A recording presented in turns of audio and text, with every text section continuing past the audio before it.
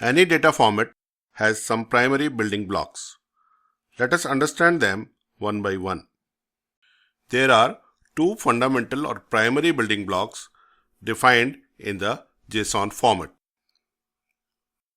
A technique to represent unordered data, which is also called objects.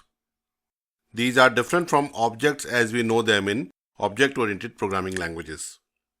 And a technique to represent ordered data, which is represented by arrays or list of values. Unordered data means a data representation where data items can be read or written irrespective of their position within the format. This is usually accomplished by using user-defined unique data labels or name for each data item. The other popular open data interchange format, XML, also handles unordered data by way of markup tags.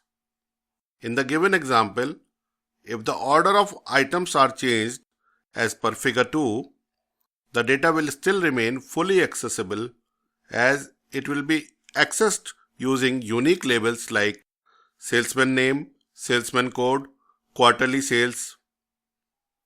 Ordered data means that the position of data is important and it is accessed the way arrays in programming languages are accessed by the value present at a specific position. The change in position can give a different meaning to the data. XML format doesn't support ordered data system.